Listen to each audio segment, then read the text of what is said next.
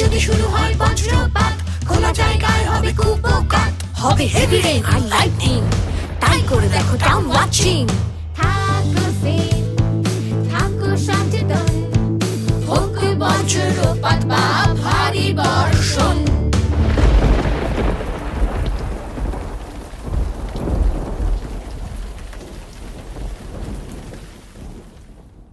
Hello বন্ধুরা, গত কিছুদিন ধরে আমরা ভারী বর্ষণ এবং বজ্রপাত সম্পর্কে অনেক কিছু জেনেছি। আশা করছি সেই ভিডিওগুলো দেখে তোমরা অনেক কিছু জানতে পেরেছো। কিন্তু শুধু জেনে বসে না থেকে আমরা সবাই সচেতন হয়ে কিছু কাজও করেছি। এর মধ্যে আমরা কি করেছি আজ আমরা সেটাই তোমাদের সাথে শেয়ার করব। আমি ঢাকা শহরের জলাবদ্ধতা এবং বর্জ্য ব্যবস্থাপনা সম্পর্কে অনেক কিছু জেনেছি। অবিবেচকদের মতো যেখানে সেখানে ময়লা আবর্জনা ফেলা এবং বর্জ্য অব্যবস্থাপনায় জলাবদ্ধতার মতো দুর্ভোগের মূল কারণ। তাই আমি ব্যক্তিগতভাবে যেখানে সেখানে ময়লা ফেলা বন্ধ করেছি। আমি আমার ফ্যামিলি এবং স্কুলেও এ বিষয়ে সচেতনতা তৈরি করার চেষ্টা করেছি।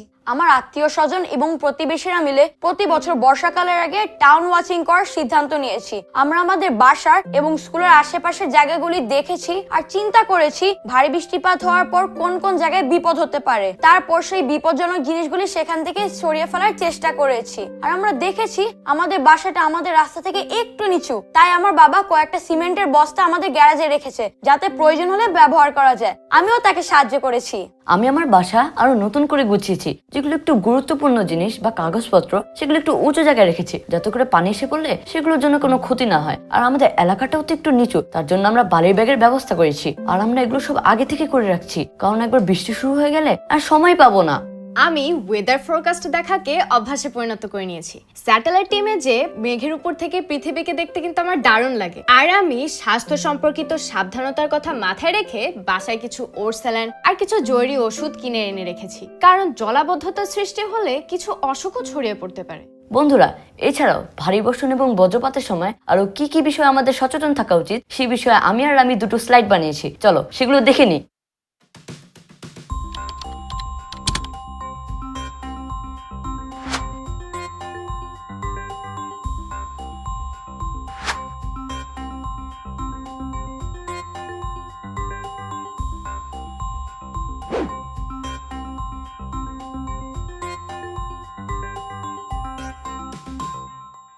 বাহ, খুবই ভালো হয়েছে।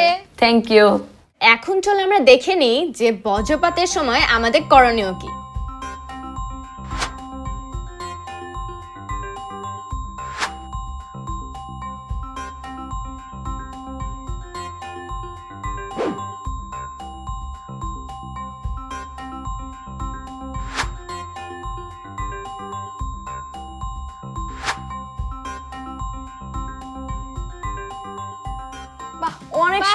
অনেক সুন্দর হয়েছে। থ্যাংক ইউ গাইস, অসাম হয়েছে। এই সচেতনতামূলক স্লাইডগুলি আমাদের পেজে আপলোড করে দেওয়া উচিত, যাতে এগুলিতে সবাই অ্যাক্সেস করতে পারে। আমি ডিজের সাথে সম্পূর্ণ একমত। ঠিক আছে, আমি তাহলে স্লাইডগুলো আপলোড করে দিচ্ছি। বন্ধুরা, তাহলে আশা করছি আমাদের সাথে সাথে তোমরা এখন জেনে গিয়েছো যে ভারী বর্ষণ, বজ্রপাত এবং জলাবদ্ধতার সময় আমাদের করণীয় কি। তাই আর দেরি না করে এখনই পূর্ব প্রস্তুতি নিয়ে ফেলো, যাতে করে দুর্যোগের সময় তোমাদের বিপদে পড়তে না হয়।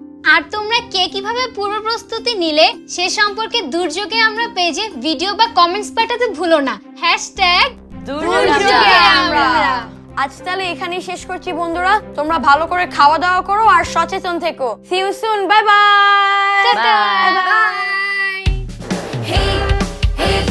চলো জেনে নেই,